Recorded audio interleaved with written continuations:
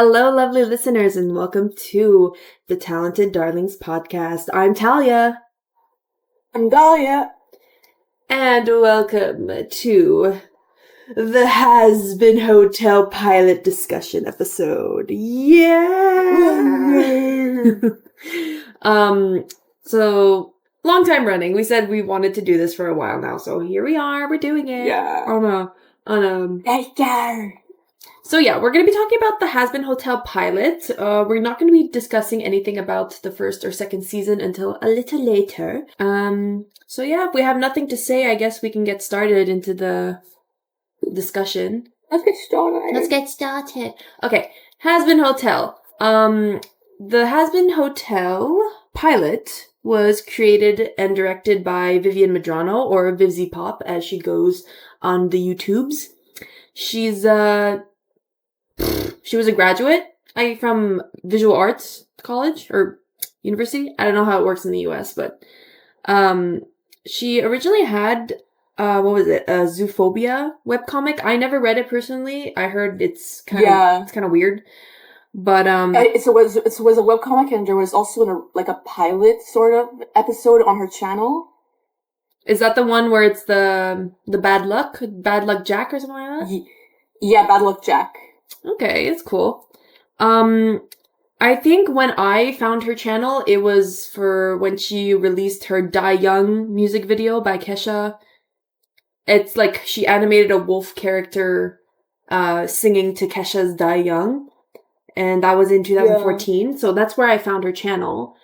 And I saw the clips of Hazbin Hotel, and I'm like, ooh, this is interesting. So then in 2019 is when she released the actual pilot for Hazbin Hotel, which was also October 28, which was her birthday. So that was wow, revolutionary thing happening. Gift. Yeah, birthday gift for herself. She posted it. But yeah, that's pretty much Vivian, and now she has a deal with Prime Video, and now her whole thing is now kicked off for the masses to see. But it started out as an indie project for sure. Yeah. Going to the animators. Let's do that. Okay, so there were a lot of animators. Yeah. When doing the research, so the main ones are Ashley Nichols. I know she did the cleanup, and obviously the animators are Spindle Horse, the team. Yeah, the company that she made. But they're But Ashley Nichols is one of the main animators, and then there's a whole list of animators when we did the research. So there were storyboarders, background artists, cleanup artists, what else? Lead animators. Yeah. Cleanup leads. Oh my god, there were so many when I did there was additional character designers. It was a lot. Yeah, for sure. Well, the most prominent one I know is Ashley, and they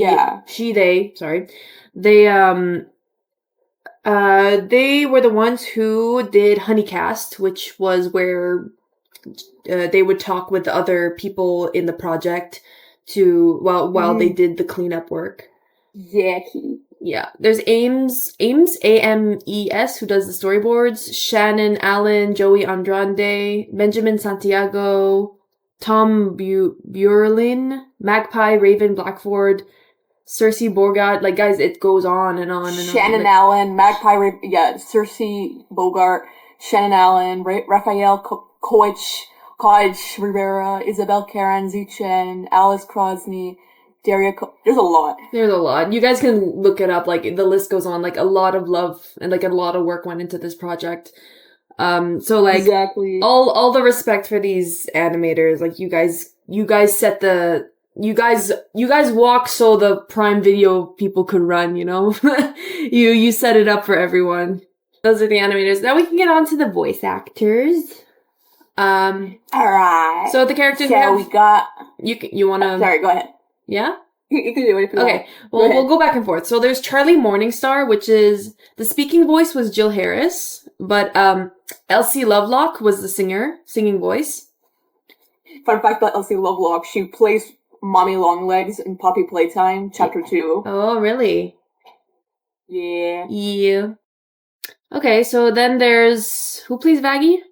Vaggie is Monica Franco. Yes. I think she still works with Vivian for like Hell of a Boss characters. Some characters she still voices.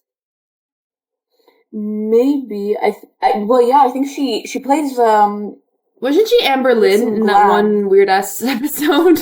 I could be wrong. I could be wrong. Emberlyn. Yeah, she does play Emberlyn. She also plays the goat in the Chupacabras. I think she was the mom character too. I think she was the wife. Yeah, Gerardo's wife and Emberlyn's mom. And the yelling guards in Mastermind and Dolores in Ghost, and a female.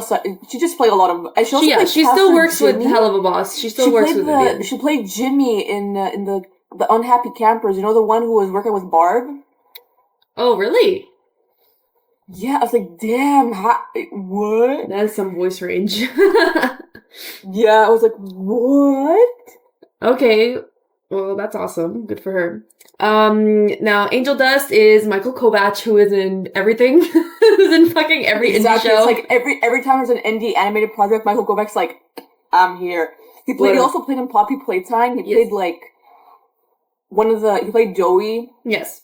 In Poppy Playtime. Apparently, because like I was like, that's not Michael Kovach. And apparently he played the prototype in chapter 5. Yeah, he's one of the voice actors who played the prototype, because the prototype has multiple voices. And also Elsie Lovelock did the prototype too. Damn, so there's a lot of talent in this pilot. For sure. Well, I mean, it opens a lot of doors for people when they do indie stuff. But I think anyway. Yeah.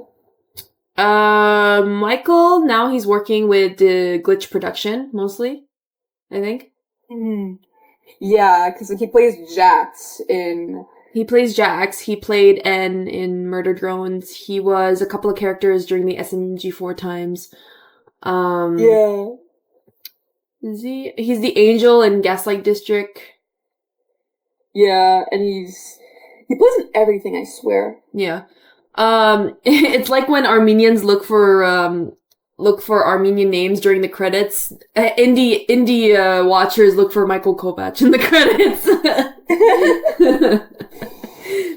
Okay, next one. Alistair's voice actor, the pilot voice actor, Edward Bosco, who is his speaking voice. And then Gabriel Brown and Black Griffin were for his singing. Well, Gabriel Brown is Black Griffin. Oh, Gabriel Brown sorry. That's his real name. My bad. Gabriel Brown was the singing voice. You wrote it and Black... Oh, I thought you said and, but it says or. Anyway. Gabriel Brown / Black Griffin, as he goes by online. He's the singing voice. So, Ed, as he's mostly called, he played in a lot of video games. He was also... I think he was Striker for the first video where he was introduced. I don't know. Yeah, I think he was... no, that was Norman Reedus. Norman Reedus? I don't know. I mixed them up. He plays him afterwards. He plays him afterwards? Yeah. What happened that they had to replace his voice? It's because of scheduling conflicts. Okay. Conflicts. I mean, well, there you go. Apparently he's a pretty big name, so... Alright, well... Anyway, yeah, so Edward took over. Or Ed. Mm-hmm. Husk is Mike Lauer? Like Lauer. Nifty Laurel, Mike Laurel. Nifty is Michelle Marie. So Cherry Bomb is played by Crystal Laporte for her speaking role, and her singing role is Kelly Ray Boyer, or also known as Chi Chi. Yeah, I like that. Chi Chi. Chi Chi. That's a cute name. Chi. Very cute. Did she do FNAF songs? Hold up. Chi Chi FNAF. FNAF songs? Oh yeah, she did do FNAF songs. Okay, well there you go. FNAF. Not Cherry, we're not at Cherry. We're at Serpentious, which is Will Stamper. William Andrew Stamper. I know he goes by Stamper Online or Stamper TV. Yeah. He worked he has work on Newsgrounds, and he has acted in like video games and cartoons. Okay, there you go. And he's also an animator, so he he does like raunchy animations and like live action. So he's an animator, and apparently he's wait, what? His YouTube is terminated? Why is his channel terminated? Oh, damn, because of a not safe for work video. Oh, no. Katie Killjoy, Faye Amada, Tom Trench, Joshua Tomar. The Egg Boys were Joe Gran. Yeah, so those were the pilot voice actors. Then we have the composers. There's Evan Alderte. I don't know if I'm saying that right, forgive me. And then you found this out. I didn't know this. Gooseworks apparently did a lot of the composing. Yeah, I did not know that. I know, so Gooseworks is the main person behind The Amazing Digital Circus. There's Lila Belling, who's the music editor, but like she's credited only. And then Tom Ryan, who does the musical score as Thomas Ryan. Okay. We can get into the plot of the show now. So, exactly. If y'all have been living under a rock, Hazbin Hotel is basically like if hell and heaven existed. Hell and heaven exist in the universe, and the story takes place in hell. So there's this princess of hell called Charlie Morningstar. She's the daughter of Lucifer and Lilith. And every year, angels come down to exterminate the sinners of hell, which are humans who like did bad things in their life, and when they died, their souls went to hell. So the angels come down from heaven and they exterminate the sinners every year to reduce the population. So Charlie, what she wants to do is to find a way to save her people without death. So she creates the Happy Hotel, which helps sinners redeem themselves. But without proof, like the people of hell are not really like, they don't really believe that this is really possible. And Charlie's a bit of a doormat. So they're like, why should we believe what she has to say? Well, she is. So she's backed up by her girlfriend, who is Vaggie. And Vaggie, like, we don't know, like, why she believes in Charlie. We don't know, like, how their past kind of relationship happened. But she's there, and she supports Charlie. And until the official series. Until the official series, yeah. And then we have Angel Dust, who is the first ever guest at the hotel, who is an adult entertainer, let's say. He's a very popular adult film artist. And then there's the radio demon, who's Alistair, who's like one of the biggest overlords in hell. And his subordinates, Husk and Nifty, they kind of join in and come to like help the hotel. Well, in quotations, help the hotel. So I just said like overlords. So there's like a whole hierarchy in hell. So the lowest are the imps and the hellhounds, which those types of characters are explored in Vivian's other show, Hell of a Boss, which we'll do kind of a deep dive another day. Then there's the Hellborn, where it's the succubus, the sinners from greed, like people like that. And then above the Hellborn is the sinners, who are the people who died and like their souls went to hell. And then above sinners is overlords, who are sinners who own souls and like control major parts of the Pride Ring, which is also something that's like divided. There's Arsh Goisha, who are like royalty, like demon royalty. Demon royalty, yeah. And then there's the 7 deadly sins, then Charlie and Lilith, and then Lucifer Morningstar, who is the king of hell. So yeah, that's the plot. Let's get into the characters. So if you want to start us off with Charlie. Alright. For Charlie, the main protagonist, Charlie Morningstar, she is the daughter of Lucifer Morningstar and Lilith Morningstar, and she is the princess of hell, and she's so basically she's Pinkie Pie if she could swear. I just noticed what you wrote. She's the main protagonist, and she loves singing, and her girlfriend Baggy, and her main goal is that she wants to redeem sinners, and she owns the Hazbin Hotel. She's like the main founder. Yeah, she founded it. What are your initial thoughts on Charlie? Like, do you like her as a character? I like her as a character. I kind of prefer her from the pilot compared to the original show, to the actual show, but we're not going to go too far on that. Mm-hmm. But I feel like you don't often see a lot of bubbly main characters. Usually they're more like cynical, or they're more normal, like, or boring, if that makes sense. Mm-hmm. But No, I get what I feel you're like saying. it's like you don't often see a lot of bubbly main characters. So like I was like, oh, that's kind of like a breath of fresh air because like usually bubbly characters are like side characters like Pinkie Pie, while Twilight is like the main one. But it's like Pinkie Pie is who could swear is the main one. So it's like, damn, that's something different where it's like something you don't really see often. Yeah, I get what you mean. Yeah. Okay, so What we about you? mentioned Vaggie. So Vaggie is What about Charlie's you? girlfriend. She's one of the few people who believe that redemption is possible. She's basically a soft version of Rosa Diaz, but with the same amount of like, I will murder you if you touch like my girlfriend. Yeah. Yeah. My initial thoughts of her were like, oh, she's like, I don't like saying this because it sounds bad, but like the overly butch type of character, if you know what I mean.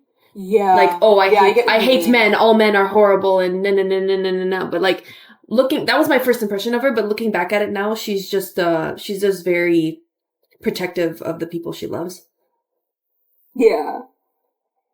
I get what you mean. Also, I did ask you which were your thoughts on Charlie. Oh, my thoughts on Charlie. Oh, I'm sorry, I didn't hear you. Yeah, I share the same sentiment as you. Like, she's that bubbly character. I don't like overly stupid characters, but she's not overly stupid. She's just very, at least the pilot version. Naive. Yeah, the pilot version, she's a bit naive. She's a bit, like of a pushover.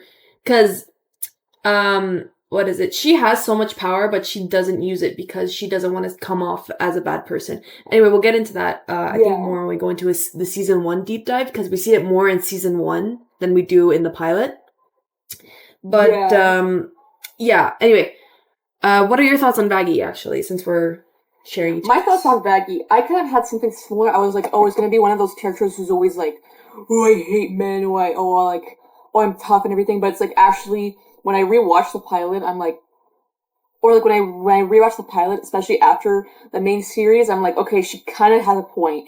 But my initial thoughts on her, I actually really liked Vaggie personally because I was like, I like characters who are like tough, but they have their soft spot for those they love. You know, like someone who's like they're the black cat, and then like Charlie's the golden retriever. I like how she's like, I've only known her for a day and a half, but if anything were to happen to her, I would kill everyone in this room and then myself. Yeah. You know? No, yeah, exactly. It's a Rosa Diaz, soft Rosa Diaz. It's a Rosa Diaz. Not as scary, but yeah. Ironically, considering she's voiced by Stephanie Beatriz in the main show, so yeah, ironically. Ironically. Okay. Are we gonna go to Spider Boy? Angel. Yeah. So Angel is a gay stripper spider porn star, basically. he's the first guest at the Hazbin Hotel. In a comic released by Vivian, you kind of see how he was kind of enticed by Vaggie and Charlie to move to the hotel and to be a guest there. Damn, I didn't see that comic. I'll send it to you, but it's really cute because you see like it initially opens up with him doing a business deal for Valentino, who is his who owns his soul, and you kind of see him like because it's hinted that Angel has mafia background, like his family is part of the Italian mafia. So he goes and he does this deal and he shoots up the place, and then Valentino is upset with him, so he makes him go like work the streets. So then the Vaggie and Charlie pull up and they're like, "Hey," and he's like, "For women, I charge extra, so don't don't even think about it." So then they're like, no, we don't want that. Come into the van, we want to talk to you, or come into the limo, we want to talk to you. And he's like, "All right." So then they invite him to come stay at the hotel.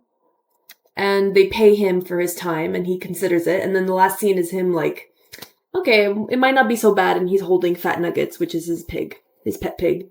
Oh. Yeah, I'll send it to you because it's really sweet. There's like 2 comics that were released before the initial, I think it was after the Hazbin Hotel pilot was released, but there's that one, and then there's one with Alistair where he's in Cannibal Town, and you kind of briefly see a moment where he's like cursing out Vox because he sees him like posted on the TV.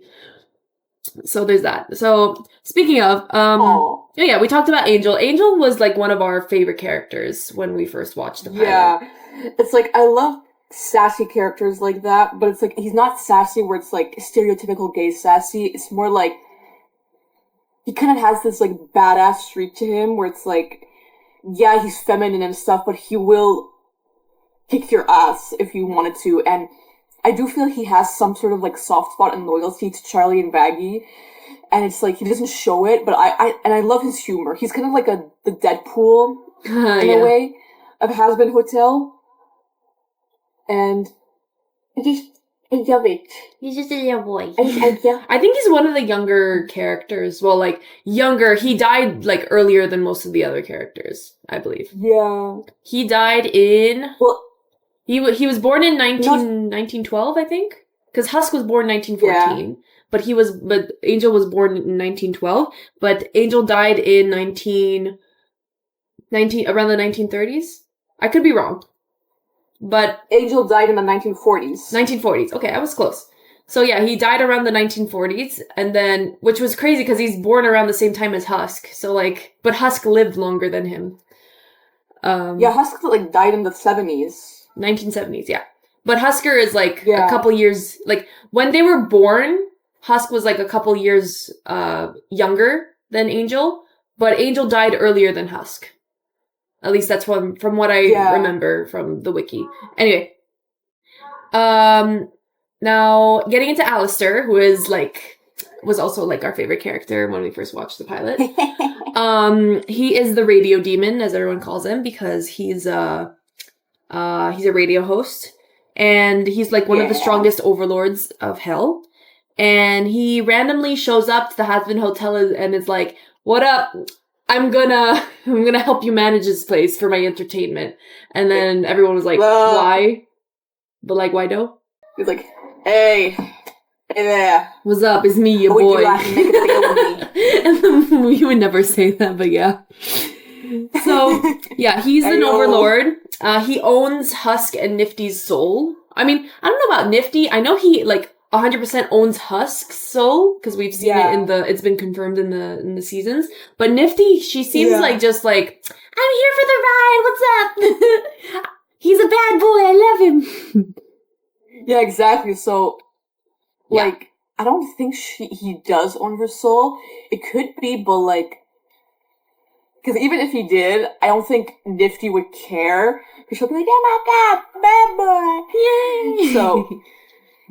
So yeah, it's not really confirmed if he does own her soul specifically, but we know he does own Husk's. Yeah. And what were your initial thoughts on Alistair? I loved him. I love the overly cocky villain, well, quote unquote villain characters. He came off as like, I don't know how to explain it, but like, like I like a good villain or like an anti-hero or like whatever, morally great characters. He I get what always seemed to me as like a shifty kind of character, and like, I'm like, okay, this guy's always smiling. He has something going on behind it. So like, what's... Like, I always found that interesting. And I just like his, like how he like was created by Vivian. Like he's based off of, the song "You're Never Fully Dressed Without a Smile." And like, if you look at his earlier designs, like you can see like a lot of, like the deer aspect and the inspiration for it was like, it's always been there. Yeah. And like, it's... Exactly. Yeah, and he's a cool character. I actually did not know he was, like, deer-inspired until, like, I had to do more research, and I had to look closer and see the little antlers popping out. And... You didn't know? I love his old-timey aesthetic. I love the old-timey aesthetic. I also know that he has a lot of, like, voodoo inspiration and Creole inspiration going on. Technically he's half Creole. There's a lot of controversy, apparently, with the voodoo aspect, because a lot of... I kind of understand it. Yeah. It's bad. Like when you're using those symbols with just willy-nilly, it could be very like, disrespectful to the people who actually like believe in these kinds of things. Yeah, exactly. So I'm like, okay. I think they might fix them in season 3, hopefully, because like maybe she listens to the criticism and like fixes them. Because like I kind of like I watched some videos of like voodoo practitioners and people who are Creole talk about Alistair, but that was like that's like in the main series. since we don't really see his Creole background much in the pilot, we don't know that he practices blood magic, because, like, when he was fighting Serpentius, he uses blood magic. Yes. And, like, other voodoo symbols and stuff. But, anyways, my initial impression on Alistair was, I love this guy. Like you said, I love the anti-hero type, and also, like, he's shifty, especially when he keeps smiling, I'm like, there's something up with you, but I like you anyway. Well, apparently we share the sentiment with, like, the rest of the Hazbin hotel people. Yeah. We're not original, but, like, anyway. So yeah, he owns Husk and Nifty. Nifty is a one-eyed demon who's obsessed with cleaning. She's Japanese descent. Like, she's Japanese. And allegedly her soul is owned by Alistair. Husk is a gambling cat who has a drinking problem. We didn't know this in the pilot, but when the show came out, we learned that he used to be an overlord too. Yeah. But yeah, that's that. And then now we have Cherry, who is a bomb-loving sinner who's friends with Angel, not Alistair. Angel. Why did I write Alistair? We have notes for our discussion, guys, and I put bomb-loving sinner who's friends with Alistair. No, she's friends with Angel Dust. They're gal pals. And I don't know, like, was there any confirmation what year she was, like, she died, or, like, what her background is? Because she gives off, like, early, like, 19-somethings. Well, apparently she died in the 80s. She was a disco girl? She has a very 80s kind of aesthetic. She died in the 80s. Yeah, it says, like, she died in, like, the 1980s, and she does have an 80s, like... Yeah, she died in the 80s. Okay, cool. Okay, well, whatever significant event happened during that time that kind of links her to bombs, we'll see where that is. Chernobyl. What? Chernobyl. Chernobyl? Yeah. Hey, that's, like, the only thing I could think of, like, something that happened in the 80s with bombs. Chernobyl. Yeah, but in Australia? Oh, yeah, never mind. Because, like, okay, in the pilot, she doesn't have an Aussie accent, but in the show she does, so it's hinted that she's Australian. That's true, and, like, Chernobyl is in, like, Pripyat, Ukraine, so... It could just be I know it's not technically a bomb, but it's still an explosion, okay? She could have just been working with bombs back in the 80s, and one went off and, like... And she went... Yeah, she went kaboom. I don't know, were there protests back in the 80s in Australia for anything? Maybe she was a protester. Maybe. Because she gives off that kind of vibe. She really does. I feel like she might have been a protester. Because, like, she does, like, the way she's styled and, like, the way she, like, she just gives off that vibe. Sorry.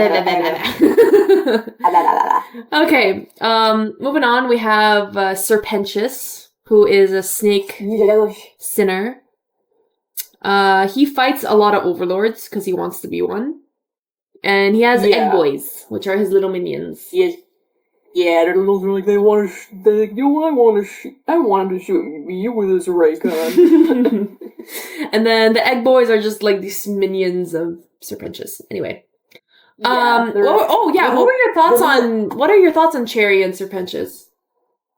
My thoughts on Cherry. Okay, I found Cherry super. Oh wait, what were your thoughts on Husk and Nifty? I love Nifty. I think she's great. I love a crazy. Like she's so like small and crazy. I love the Gremlin characters. Like she's like yeah. I love that she's It's Glenn who plays her in the series pilot. No, not the pilot. The actual series. Himiko. Yes, Himiko Glenn.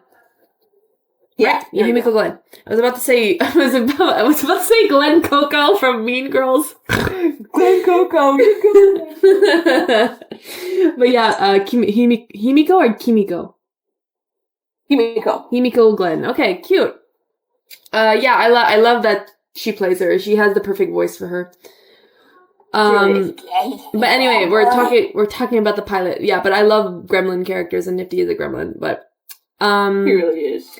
Cherry, I love that she has such a nice relationship with Angel. Like when the Addict music video came out and we kind of got to see how she supports him whenever he's having a hard time. Like I'm like, oh, my girls, they're having friendship. I know Angel is a boy, but like, you know what I mean? Like besties. Yeah, I get what you mean. Besties.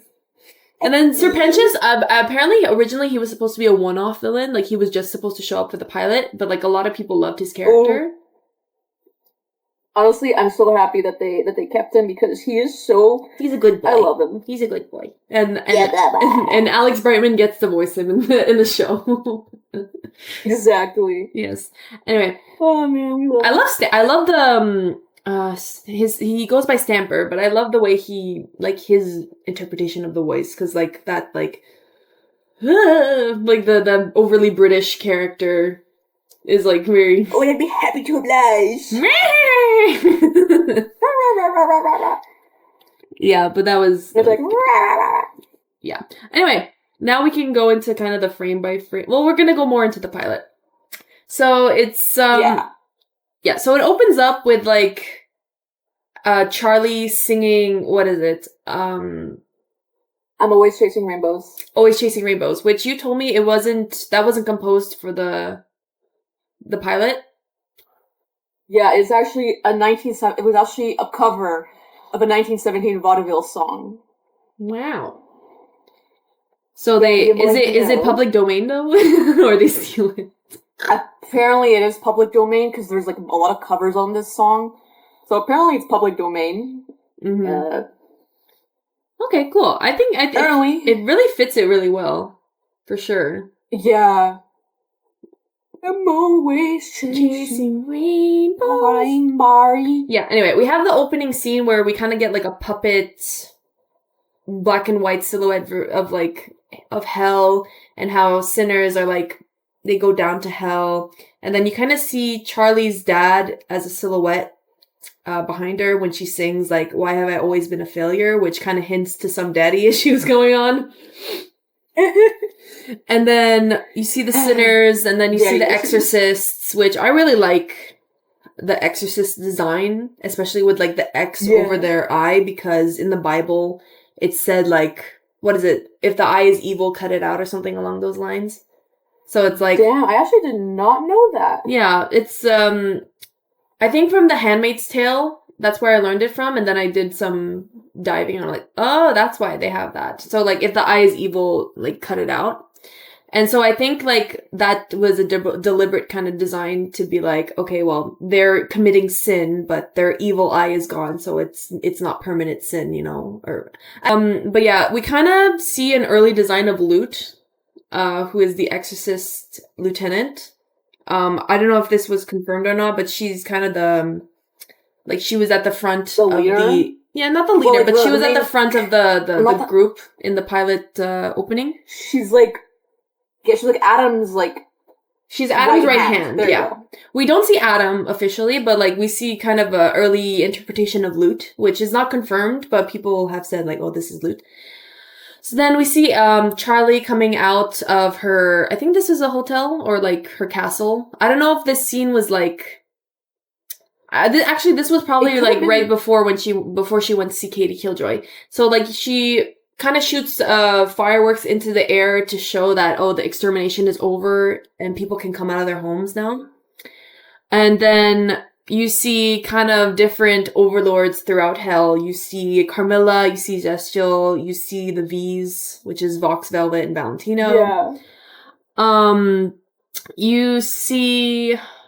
Who else? There is Odette and... what's her name? It's Carmilla's daughters. Odette and Clara. Yes, Odette and Clara. They have, like, ballet-themed names. I love that. I just found that out. Carmilla, Odette, and Clara.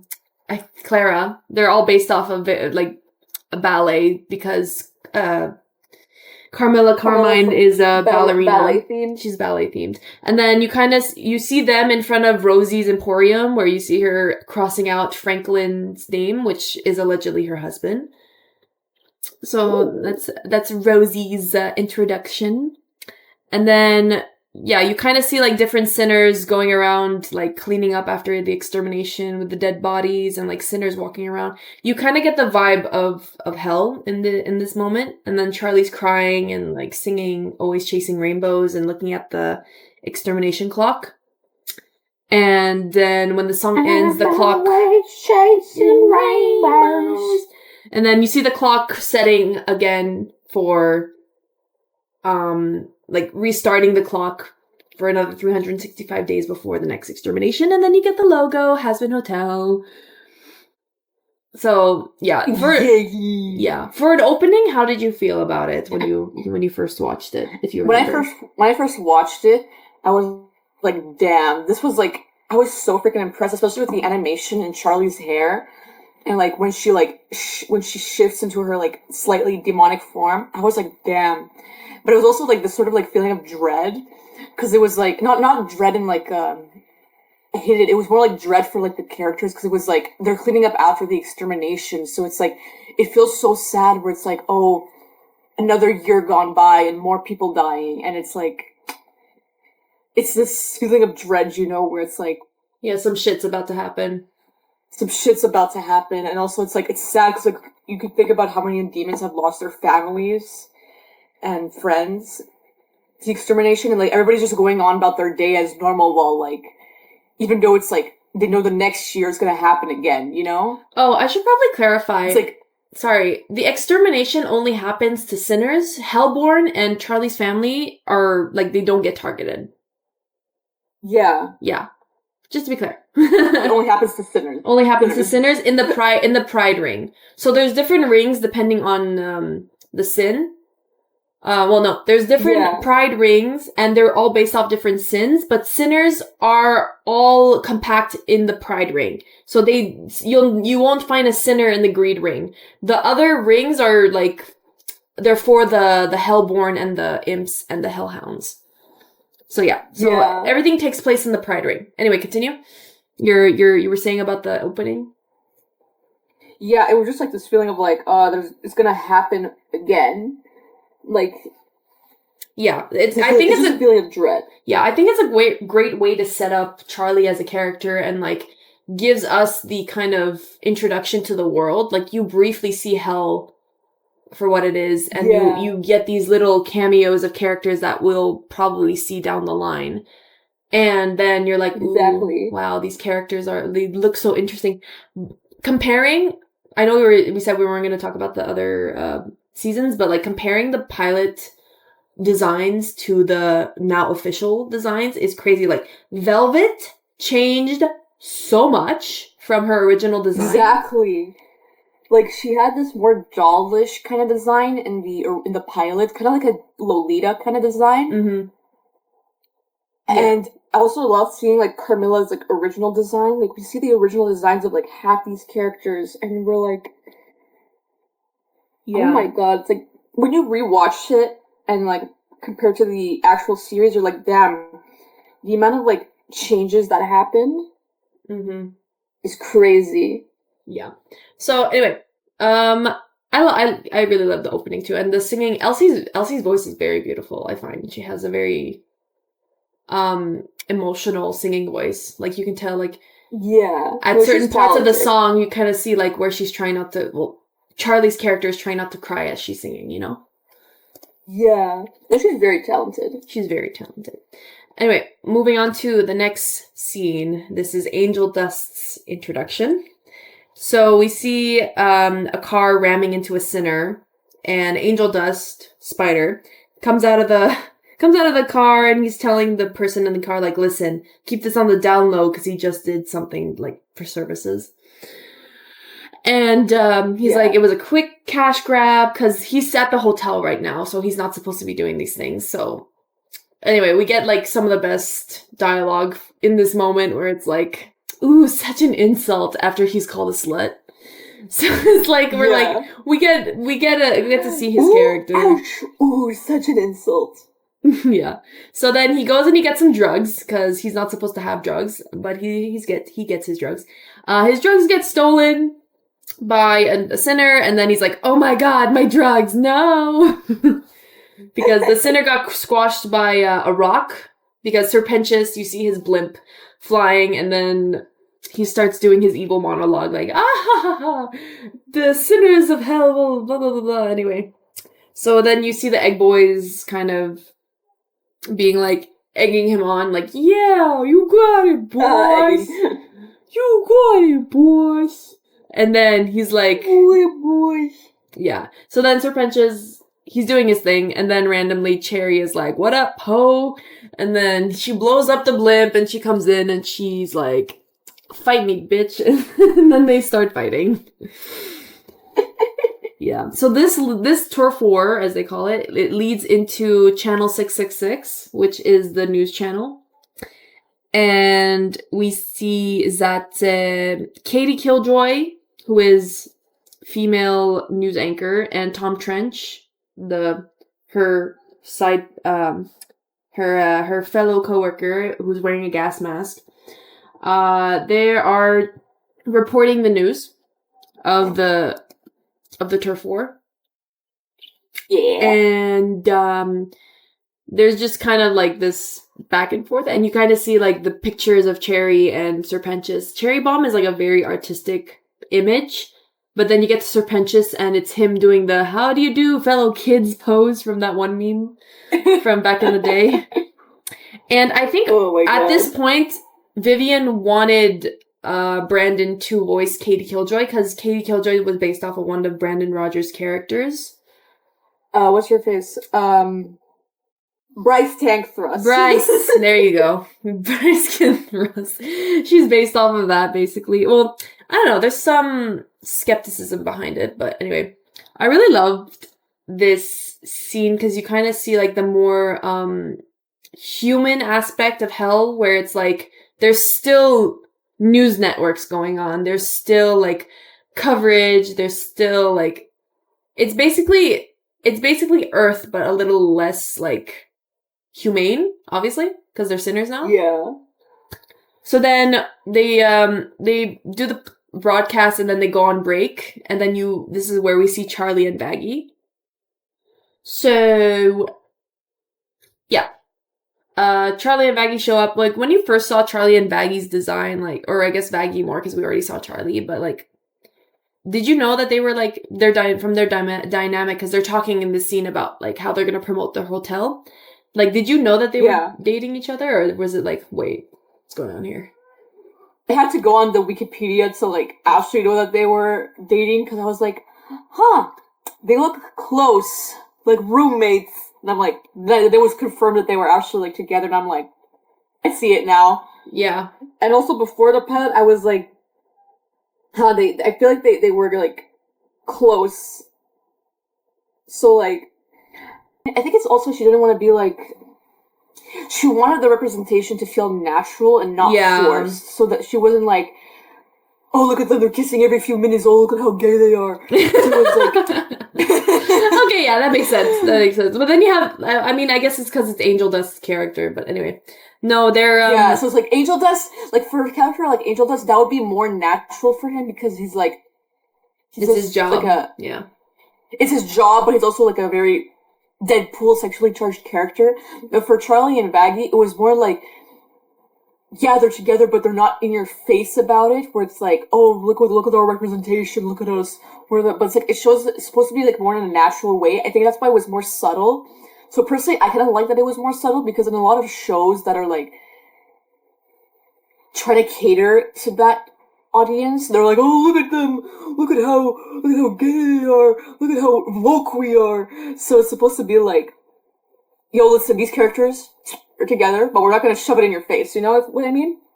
Yeah, I get what you're saying. Anyway, it's hard for me to explain. I have nothing wrong with how it was handled in the pilot. I liked it. It was just me, like, in general, where I was like curious about like, why is it handled like this? Because even in the show, they only kiss like twice in both seasons. Yeah, like they kiss once at the end of the first season, and then they kiss again in a random scene when Charlie's having a breakdown, and then they do the Devil's Tango in season 2.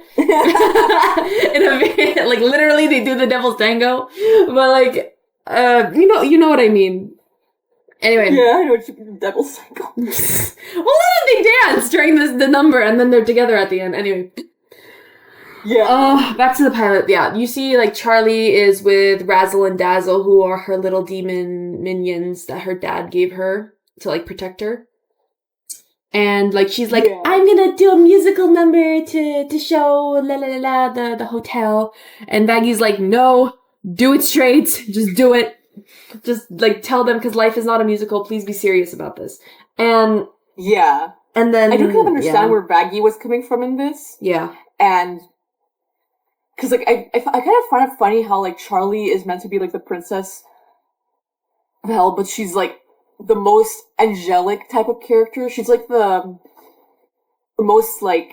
She's a sweet least character. likely to... Yeah. Yeah, so it's funny that she was actually, like, raised in hell. Born and raised, and it's, like... She does not act like someone who is hellborn, you know? She's technically half angel, if you think about it, because That's true. Lucifer is an angel, and even in the season... Yeah, he was an angel. Yeah, even in season 2, Vox refers to him as an angel, because he is an angel. He's just a fallen angel. And then Lilith was human. Lilith was human, and she was cast down... She was cast down to hell with Lucifer when she was still human. So it's there's technically no demon in Charlie. It's just manifestation of hell. That's part of her soul, because, like, you know what I mean? It's fun to think about, because Lilith didn't do the original sin. It was Eve who did the original sin. So, like, any aspect, like, anything with Lilith is, like, anyway. We're not gonna. We'll talk about that a little later, but. You get what I mean? It's cool to, like, overthink about, if that makes sense.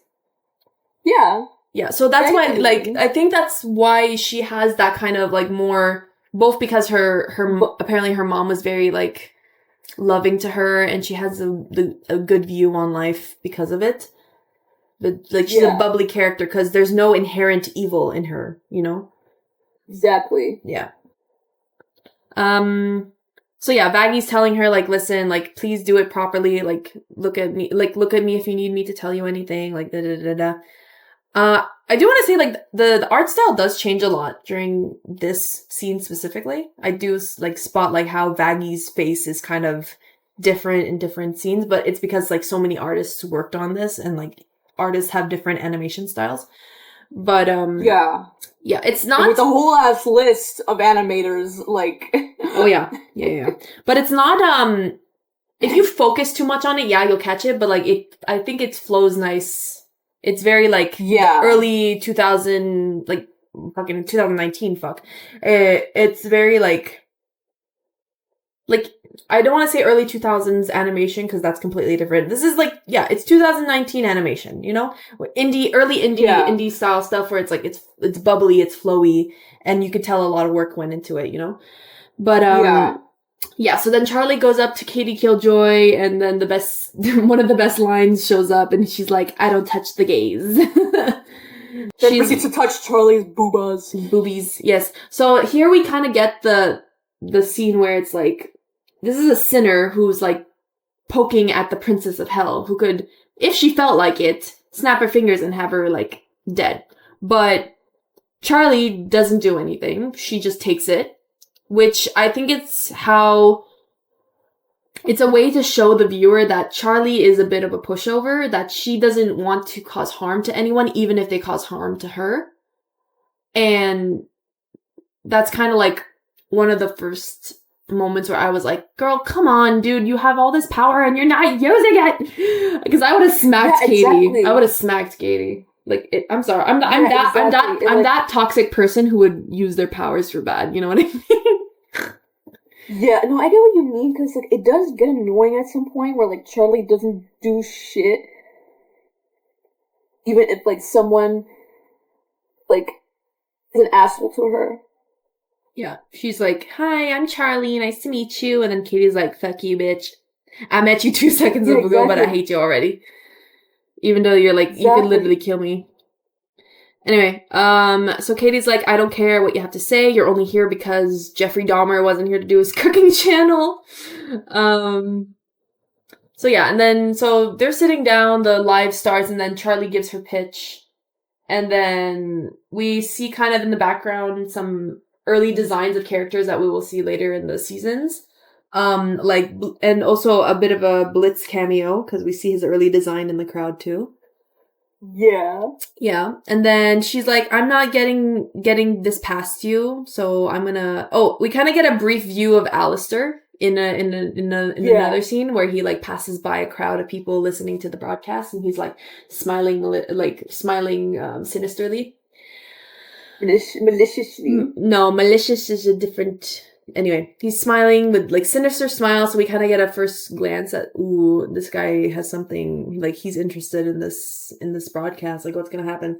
So then we have Charlie, who's like, I guess I'm not getting to you, so then she, against Baggy's wishes, she starts singing Inside of Every Demon is a Rainbow. And this song has, like, some of the best animation in the pilot, especially when Charlie goes full demon in one scene. Like, someone had to animate her, like, doing that whole face, and, like, frame by frame you go through this and you see, like, how much work went into it, because there's so much movement and so much, like, thing going on to make the animation flow properly, and I found it really, like, really beautiful. Yeah, and it, like, shows another part of Charlie where it's like, if she felt like it, she could go apeshit. But yeah, exactly. I'm like, I really wish she does go apeshit, because, like, sometimes it's like I love her, but I feel like she's too much of a pushover. Yeah. But also the scene, you kind of question if she's high on pixie sticks constantly. Happy Hotel. That ending part where she, like, spins around in her demon form, it's really nice too. So then, okay, so she's done singing. How did you find the song, by the way? I found it, like, wild.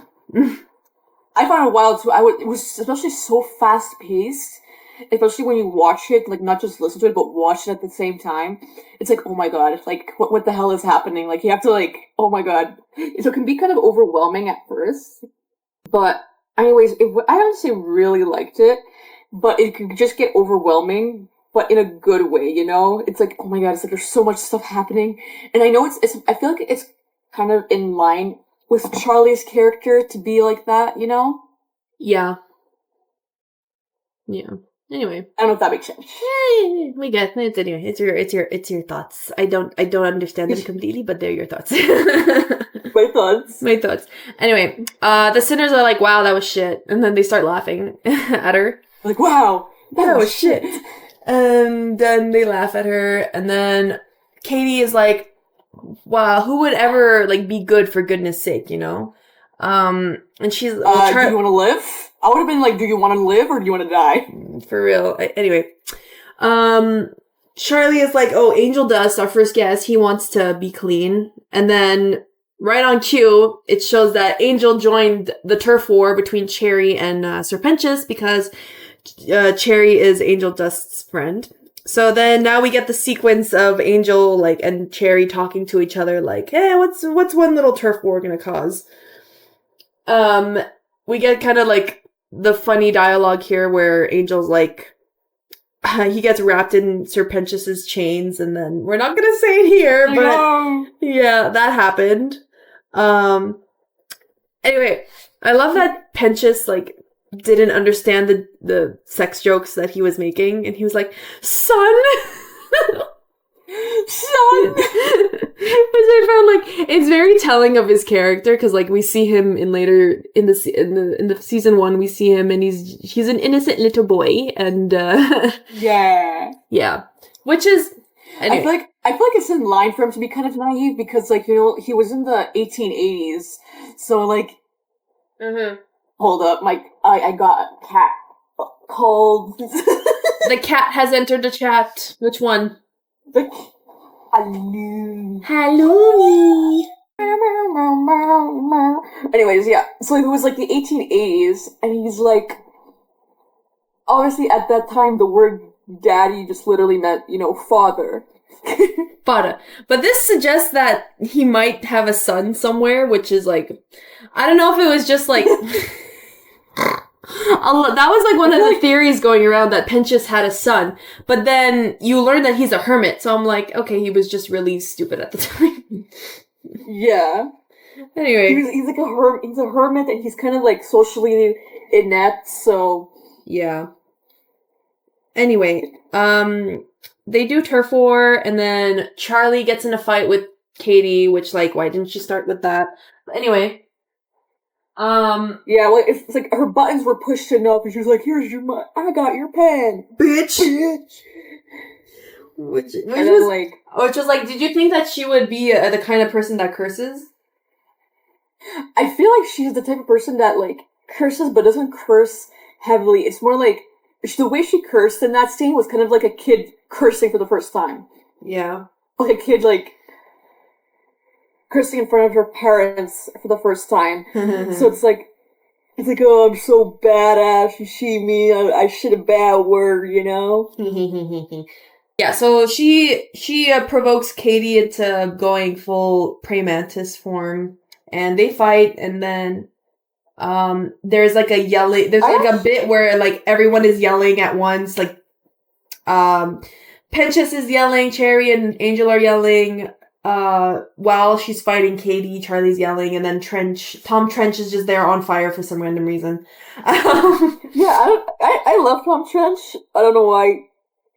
I wish we could see more of him. He's just a pushover, dude. I think in the show, like the actual show, Christian Borle voices him. Actually? Yeah, I think so. Hold up. I think I could be wrong. Oh my god! Apparently, it's Amir Talai. Amir does it. Amir. Oh, that's great. Oh my god. Okay, that makes their real life dynamic really funny, because Amir and Brandon have beef with each other. Not like beef, but they like Brandon will crash the Hazbin panel, and will be like, this is my show now, motherfuckers.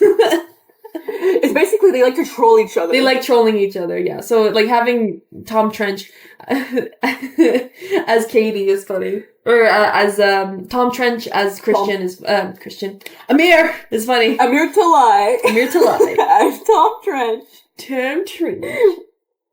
Okay, cool. My mistake. I thought it was Christian. Anyway, that's interesting though. Yeah, it is. So anyway, going back to the pilot. Sorry, guys, if we're like bouncing back and forth. This is just how our brain does things.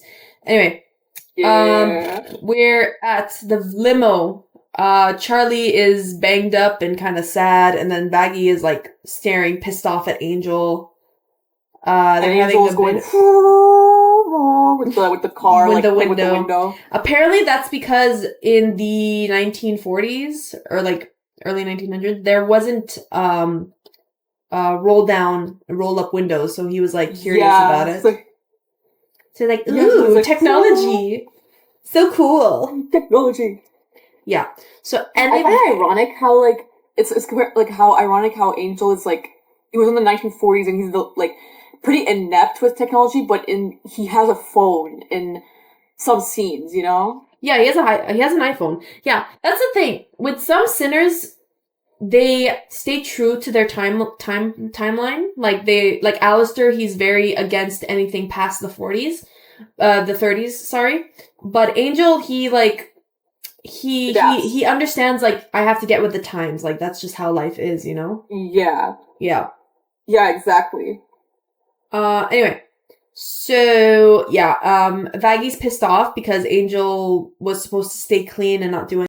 And then he goes and he enters this turf war because, as he said it, he owed Cherry a solid. So yeah, this whole scene was really funny. No, I'm helping, guys. That's part of being a good boy. I'm helping. That's part of being a good boy. But yeah, you kind of see more. I'm helping, guys. You kind of see more of the switching animation style here because, like, Charlie's face in the beginning is very, like, chubby and cute, and then she switches to a more, like, cartoonish looking face. Well, it could also be because she was leaning her hand against her cheek, so that kind of, like, smushes the cheek. Yeah. Anyway, she has the You chubby know what cheeks. I'm saying? Yeah. He So got then the chubby cheeks. you have Angel who's like not giving a fuck and just goofing around with the window. And then And Vaggie, stab it. throws a knife.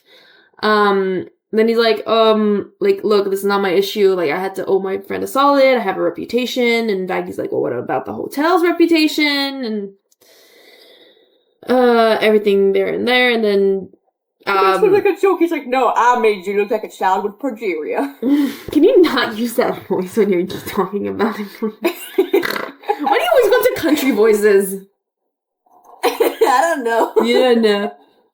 Anyway, he's like, I want some alcohol, and Vaggie, like, you get a moment here where Vaggie speaks Spanish, so that's the clue as to her background, like, oh, she's Mexican? Latina. She's Latina. Anyway, so yeah, they're headed back to the hotel, and Charlie's trying to calm everything down, so then they get to the hotel, and we get a scene where Angel's trying to make a joke where it's like, you need more food to feed all these wayward sinners, but there's no one else there. And you kind of see like he regrets it after saying it because Charlie is like upset. So he kind of leans in to kind of comfort her, but he stops himself and walks away, sucking on a popsicle because why not? I know it's supposed to be an innuendo. Yeah. Oh yeah, obviously. So then Charlie goes outside to call her mom, but you see, like, her mom doesn't answer her. She's left on voicemail, which we're like, yeah, okay, daddy issues and mommy issues. Okay, we get it now. Basically parental issues. The Princess of Hell is going through it. Anyway. She really is. Poor Charlie. We see here more of the Hazbin Hotel, which, like, on the walls, you kind of see pictures of Charlie's life. In the comics, it's explained that this was one of the Lucifer Morningstar's warehouses where, like, they have apparently buildings all over the Pride Ring, and this is one of them that Charlie used to kind of fix up into a hotel. Yeah. Yeah. So Charlie calls her mom, she doesn't answer, and then all of a sudden a knock on the door, and we're like, huh? And Charlie's like, huh? Knock, knock. Who's there? Your uncle. So then she opens the door and Alistair is there, the radio demon. Hello. Like, she closed the door while he's trying to say hello. Oh. So then Charlie's like, Vaggie, the radio demon's at the door. And Vaggie's like, don't let him in. But then it's like, Mom, there's a stranger at the door. So then Alistair is let in because Charlie has no survival skills. So then Alistair is like, hello. Yeah, just like my cats. Like, invades her bubble, constantly he shows up and he's like, hello, I'm here to, like, get some entertainment out of this place, and then Vaggie's like, don't you dare hurt anyone in here, and she kind of pokes her spear at him. So then he's like, if I wanted to hurt anyone, I would have done so, and then we get the glitchy kind of thing. I would have done so already. Yeah. Anyway, he's like, I want to help. And he's like, I want to help. I was like barking. I was like, so like, yeah, he's like, oh, I want to help. And Charlie's like, why? And he's like, why doesn't anyone do anything? Pure boredom. So he's like, so we're like, pure absolute boredom. So we kind of see that, okay, he's bored. He wants to entertain himself. But me personally, I'm like, there's gotta be more to this. And what, like, drew me to that conclusion was that he looked at the family portrait of Charlie and Lilith and Lucifer, and he had this look in his face. Like, he was still smiling, but it was like, kind of smile, where he's like, this is all part of the plan. And yeah, I loved his animation in this scene, especially because, I don't know, he's very expressive. They found a way to make it. Honestly, I feel like he's one of the most expressive characters, and I kind of hate how they dumbed that expressiveness in the actual show. But hey, that's just me. Yeah, no, he's very expressive here. like the way he's like moving around and shaking and like how he like his mannerisms. It's very like fluffy and like bubbly and stuff. And what else? Like, so he's like, yeah, I want to see people try their best and then fail because it's funny. And then Charlie's like, okay, all right.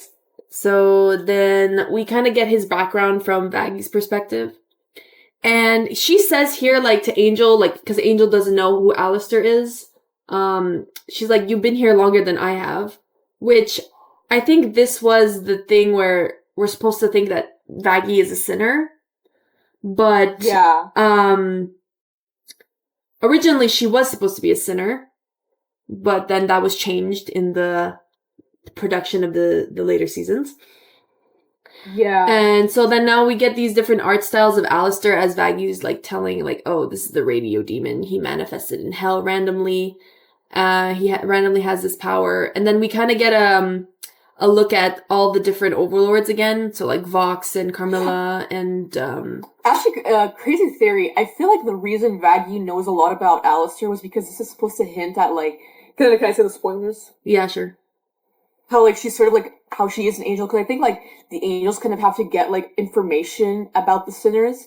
So I feel like that's why she knows a lot about Alistair, you know? Yeah, sure. That or she's she's well informed. She's well informed.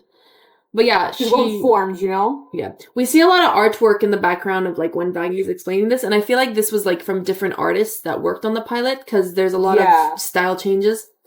So then like Vaggie's like, please don't trust this guy, please don't make a deal with him. Like she's always advising Charlie to do something, and then Charlie goes and does it anyway, which is like, if that doesn't tell you. She's like, Vaggie is like Charlie no, and Charlie is like Charlie yes. So that kind of explains their dynamic. So yeah, Charlie is like, okay, you're shady as hell, but if you want to help, then okay, you can stay. So then Alistair brings in Nifty. Oh, we have to talk about the scene where he's like, and what can you do, my effeminate fellow, to Angel Dust? And Angel goes, I can suck your dick. And then Radio Dust was born. Like, Radio Dust was born, and then like Alistair's like, huh? And then that's where we see the the asexuality. That was his like the hinting of that. But yeah, that was like one of my favorite scenes because it's funny as hell. I know, I love. It's like, what can you do, man? He's like, I can suck your dick, and then he's just like, ha, no. And then he brings on Nifty and Husk to kind of like hang around to like help out. So Husk becomes the bartender, Nifty is the cleaner. And then he goes on to do a reprise of Inside of Every Demon is a Rainbow, but instead is Inside of Every Demon is a Lost Cause. And we kind of get this kind of Princess and the Frog, Dr. Felicie kind of color palette, where it's like the friends on the other side kind of thing. Yeah, so the color palette, very, again, it's like voodoo, right? So it's like, those colors are... So then he's like, he changes the name from Happy Hotel to Hazbin Hotel. And then Sir Pentious one more time comes in like, haha, we meet again, Alistair. And Alistair's like, who are you? Well, actually, he changes it at the end of He does change it at the end, but in the song, he's like down at this Hazbin Hotel before he's interrupted by Sir Pentious. Yeah. So Sir Pentious shows up, and then Alistair is like, let me show these people my power. And then he like tentacle snaps the blimp into oblivion. So then Sir Pentious is blasted off again. Like Team Rocket. Blasted off again. You know Pokemon. Yeah. Blasting off again. Sir Pentious and Egg Boy's blasting off again. And then Team Rockets. Yes. You see the voodoo symbols behind him as he does his thing, and then it finishes off with like him in a manic smile, and then everyone's just looking at him like, what the fuck? I love, like, who wants jambalaya? Who wants jambalaya? Nifty is just smiling, and then Husker is like looking at him like, what the fuck? And then we see early here that like, what is it? Angel is already flirting with Husk, so that kind of hints to their relationship going forward. And then officially, he's like, stay tuned. Alistair's like, stay tuned as he changes Happy Hotel to Hazbin Hotel. And then the credits roll. And then the credits roll. Oh Yeah. my god. So, what were your initial thoughts on the pilot? I loved the pilot. I, like, originally before the full pilot came out, Vivian released, like, clips to her YouTube channel. So I'm like, oh my god, this is gonna be amazing. So then I watched it and I'm like, oh my god, I need to find people who love this too. But I think it was high school. 2019, we were still in high school, right? Yeah. So I was in high school and no one, like, kind of liked the same things I did. So I'm like, I can't, like, flat out, if I ask them if they know what it is and then I have to explain it to them, I'm gonna come out to be, like, a really weird person.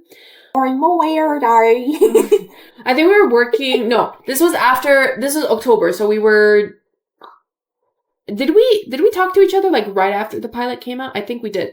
We were talking with each other one day, and then I randomly text you, like, hey, have you watched Hazbin Hotel? And I think we had just started, like, talking more frequently with each other. We were kind of at the, do I like this person stage of the friendship? And then we just went down a rabbit hole from there.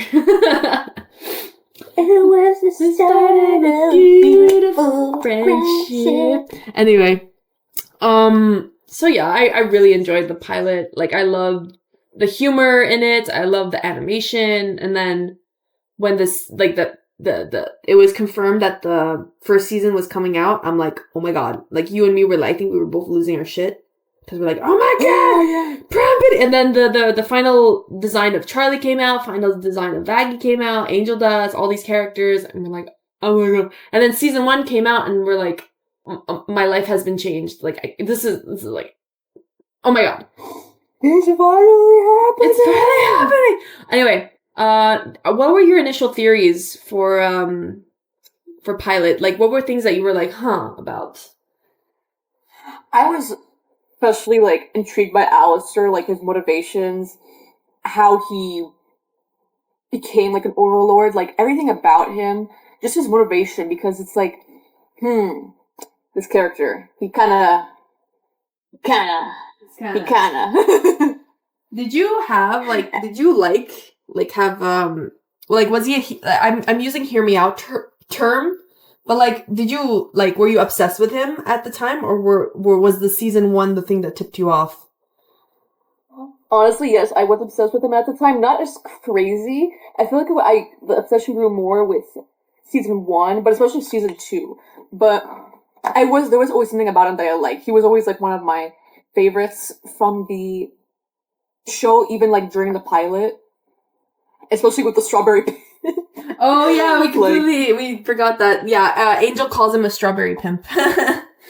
He really is, because he is a strawberry pimp. He is a strawberry pimp. But anyway, it was just like, I was always intrigued by him, and I always wanted to know, like, why is he like that? Always wanted to know, like, oh my god, what are they gonna, like, what is gonna happen with him? What are his motivations? Like, why does he specifically want to help Charlie with the hotel if he doesn't believe in the cause? Besides, I know it's because of entertainment, but there's something more, you know? Mm-hmm. Same with me. So that was my, like, and other, not theories, but more like the redemption, like, could it actually be possible? I know it was confirmed that it was possible in season 1, but, like, on the pilot when it was first out, I was like, is it actually, like, possible, you know? Yeah, I get what you mean. What about you? Well, me, I don't know, honestly. I kind of had, the same thought process. And then when I kind of joined the fandom, like, more consistently, I saw, like, oh, what if Lilith sent Alistair? What if Vaggie was an angel exorcist, which was, like, because she had an X over her eye and she used a spear. And it was brought up in season 1 by Carmilla, where it's like you have an X over your eye and you're wielding an angelic weapon. It's not rocket science, which are like, obviously. And then, bitch, obviously. And then the character, like, when Addict came out, I really wanted to know more about, like, Angel and Valentino's dynamic, because it's like, I also want to know about Cherry's dynamic, because I know there was, like, a glimpse of, like, a guy that hearts. I was also really curious about that. Like, and I hope they explore it in season 3, because they don't really explore it in the first 2 seasons. Yeah, I don't know if that idea was scrapped or not, but we'll see. Because it looks I like hope not, because she I had was a really partner. curious. It looked like she had a partner that like she was in a romantic relationship with someone, but then it didn't end well, or like something happened, Yeah. and then Yeah, so it's like maybe in that's like I don't know. But that's just a theory. a has-been theory. Anyway, A has-been yeah, theory. the I wanted to know about Lucifer. Like, what's his deal? Like, was he a bad person to Charlie? Like, was he like? Because she says, I find I think Dad was right about I find me. yeah, I find that line very funny because it was like when you actually see him in the show, it was like he's actually just a himbo, but I think a lot of his but character was rewritten for the show because like yeah, because like the pilot was technically not considered like fully canon. Like some no. parts are, but like others aren't. They were reworked and scrapped. Like especially with like Vaggy's design and everyone's redesigns and stuff like that. So the pilot is not completely canon, but it kind of would have been interesting to see that dynamic with Lucifer. Like instead of just himbo goofball dad, I did want to kind of see where it was like the strict father type, you know, if that makes sense. That was the impression that I was gonna get. I was getting off of him originally, but Yeah, and I feel like it kind of would have been nicer in a way instead of just himbo dad because no, I think it makes sense for maybe him to be a himbo. Like not himbo, but like yeah he was one of God's favorite angels, and the only thing he did wrong was he fell in love with Lilith, and he wanted to give humans free will because Lilith's free will was taken away from her because she was created only yeah to serve Adam. So, but she had the free yeah will to be like, no, I do not want to serve you. I don't want to do that. So then to give Eve the gift of free will and knowledge, he gave the apple, which I think he did out of good intention because yeah he wanted to give her the right to choose, and she wanted and therefore giving every human the right to choose. But then it introduced evil into the world, which was like again not his intention. yeah And because it was like everyone then was like, huh, free will. I'm gonna murder fuck it up. people. Anyway, Murder. murder. Anyway, so then he was cast down, and he obviously felt very ashamed of it, and like he can't do anything. He only got to see the worst of people, right? So Yeah, to keep himself distracted, he did the duck thing. He has a weird obsession with big the best ducks. thing. But It's adorable I though. don't know. I feel like in it, I think it makes his character more complex for him to be like more kind at heart because he's an angel, right? Yeah, But he has that protective nature and that naivety because I don't know, it's hard to explain because he sheltered himself from everything. He sheltered himself from hell and I guess his family at some point because Charlie said like I never really knew you when I was younger. But yeah, I think it's a way of protecting himself from the horrible people around him. But in the process, he's very naive to the things that are happening to his family. So, yeah. but he wants to be a good dad because he obviously loves Charlie. He obviously loves his daughter, and there you go. Because I feel like it's too obvious for Charlie's dad to be that strict, like no nonsense type. But then you see him and he's a goofy little guy. So you know what I mean? Yeah, It subverts the idea that yeah, Lucifer was a bad person, you know? yeah. I feel like not like in a bad way, not, but I feel like he kind of grew cynical over time, and I feel like that they could have explored that cynicism over time. You know, Mm-hmm. that's why he was kind of like maybe like not strict with Charlie, but like kind of like, hey, listen, this thing might not work out. Like, Yeah. you He was know, being realistic. Like he knows heaven. doubtful. There you go. He knew heaven more than Charlie did. But anyway, we're getting into more season 1 territory. Um yeah, we bonded over it. We loved the animation. You have some facts, right? About Yeah, that you found? I think we kind of went over them a yeah. bit. We did go over them. There's a lot of facts, like especially if you go on the Hellverse wiki for for like the pilots, there's a lot of references. The one that really, like, shocked me personally was what I mentioned earlier, how I'm always chasing rainbows. It's not an original song for the show. It wasn't written for the show, but it was a cover of a vaudeville song from 1917, and I was like, huh? Huh? Because I always thought that song was written for the show, but no. No, It's a cover. A cover. I was like, huh? Yeah, ma'am. Yes, ma'am. Yeah, the original is by Harry Carroll and Joseph McCarthy, and it was performed by Elsie. Yeah. Elsie Love Lock. Oh, I want to say, like, at the end of the video, there's a end credit scene where Pentious, like, you see he's still alive, but then the egg boy is like, "No, will you shoot me with your ray gun?" And then he, like, just, like, face plants on the floor because he's so over it. But yeah, I wish he'd shoot me with his ray gun. No, you shoot. Anyway, funded by monthly crowdfunding donations from fans and series. Yeah, it was very Patreon funded. Because, like, a lot of people wanted it was, this project to go off. It was very funded by, like, monthly crowdfunding donations from fans, and, like, it was produced entirely by freelance animators, apparently. Like, that's, like, the credits. There were a lot of Annie references, especially, like, when Alistair says, "Smile, my dear, you know, you're never fully dressed without one," and it's, like, references, "You're never fully dressed without a smile."